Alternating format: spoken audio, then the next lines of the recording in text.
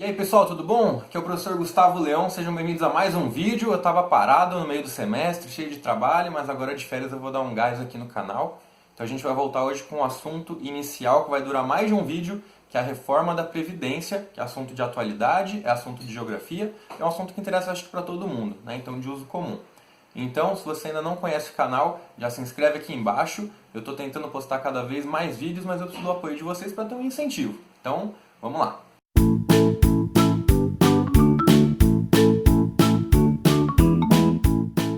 Pessoal, nesse primeiro vídeo, eu vou primeiro dar uma noção para vocês de como é a população brasileira. O que a questão da pirâmide etária brasileira, a expectativa de vida do brasileiro aumentando, tem a ver com a reforma da Previdência. Eu não estou apoiando e nem criticando por enquanto, tá certo? Eu vou só apresentar esses dados para vocês entenderem as motivações dessa proposta de reforma, que na última eleição, inclusive, a grande maioria dos candidatos, independente de terem ou não ido para um segundo turno, apoiavam algum tipo de reforma de alguma maneira, né? E aí como ela está sendo feita, a partir do governo Temer, as novas discussões do texto, a gente deixa para o próximo vídeo, beleza? Então, o primeiro ponto é a questão da nossa inversão da pirâmide etária. A pirâmide etária brasileira tem uma base, como qualquer pirâmide etária, que são os nascidos, quantos estão nascendo, e a expectativa é que essa população vá aos poucos reduzindo, vai morrendo em acidentes, doenças, qualquer outro tipo de problema, e lá em cima da pirâmide os idosos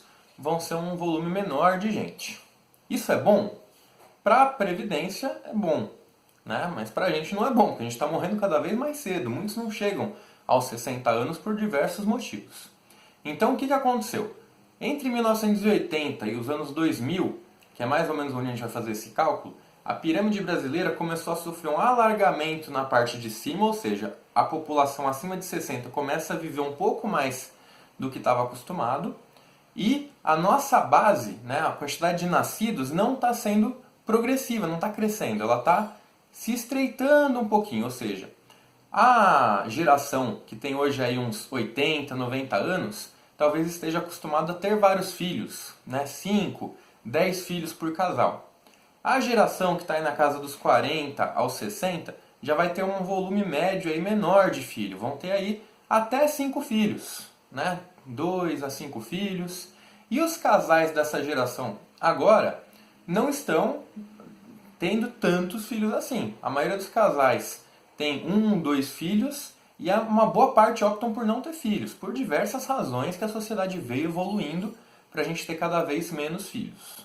Evoluindo não no sentido fisiológico, mas no sentido econômico, que é demonstrado nos países mais ricos que quanto mais desenvolvida é a economia, ou seja, mais dinheiro circulando ativo no país, menor é a quantidade de filhos por casal. E os países menos economicamente desenvolvidos têm um volume de filhos por casal maior. E no Brasil hoje a gente está com essa faixa, entre 1 e 2 filhos por casal, vai daí 1, alguma coisa filhos por casal.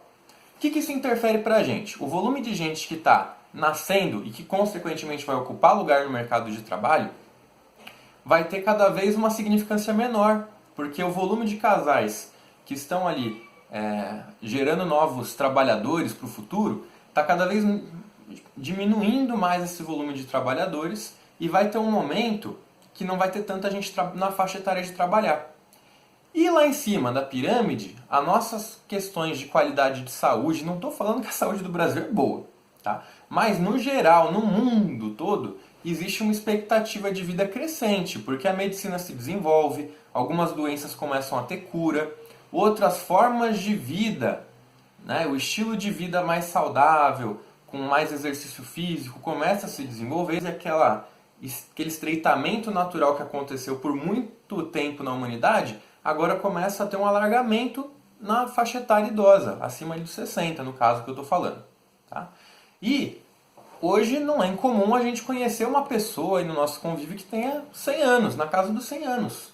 O que, se você voltar aí 50, 60 anos atrás, era uma coisa absurda. Pouquíssimas pessoas chegavam a 80, 90 anos, era uma coisa absurda. Hoje, 100 anos, praticamente toda a minha plateia aqui que tem acesso à internet deve conhecer alguém, parente de alguém, que chegou na casa dos 100 anos ou que está vivo aí com mais de 100 hoje. Inclusive, se você tem mais de 100 anos e está assistindo esse vídeo, comenta aqui embaixo para eu ficar feliz por você e a nossa expectativa de vida está sendo realmente esclarecida aqui. Bom, o que isso interfere para a gente? Quando a gente tem pouca gente aposentada, esse volume de gente que estaria lá em cima na pirâmide recebendo esse benefício da Previdência Social de aposentadoria, que não é o único benefício, a Previdência tem uma série de benefícios, inclusive vou colocar aqui na tela, dá uma olhadinha. Uma lista bem grande, né? Envolve aí maternidade, envolve algum tipo de afastamento por doença, né? Então a aposentadoria é um desses fatores que a Previdência vai ajudar. O percentual de contribuição, né? E eu te convido a pegar o seu último olerite, seu último contra-cheque, né? E olhar lá quanto que descontava da Previdência, né? Vai estar lá como INSS, como RGPS, vai ter um desconto lá que, se você for servidor privado, tiver sob o regime de CLT, vai provavelmente ser algo em torno de 8%. Se você é um servidor público, vai ser algo em torno ali de 11%. Tá? Então você vai olhar esse seu contra-cheque, esse seu olerite e falar, opa, 8%, 11%, então vamos tirar uma média porque eu sou de humanas, né? Então 10%. Tá? 10% do seu salário está sendo retirado enquanto você está na faixa etária de trabalhador, e esse dinheiro, da forma que a Previdência foi estruturada no Brasil, vai direto para pagamento de algum aposentado. Então, numa conta simples, nessa faixa de 10%, eu preciso de mais ou menos 10 pessoas em idade de trabalho registrados, contribuindo, para pagar um aposentado ali em cima. Então, essa razão de 1 para 10 forma para a gente essa estrutura de uma outra pirâmide, que não é etária, mas é uma pirâmide que é a pirâmide da Previdência. Não estou dizendo que a Previdência é uma pirâmide financeira, tá? Não tem nada a ver. Mas é uma estrutura assim, você precisa ter gente trabalhando, recolhendo para depositar lá. Por muito tempo, como eu disse, a gente tinha uma pirâmide bem estruturada, poucos aposentados.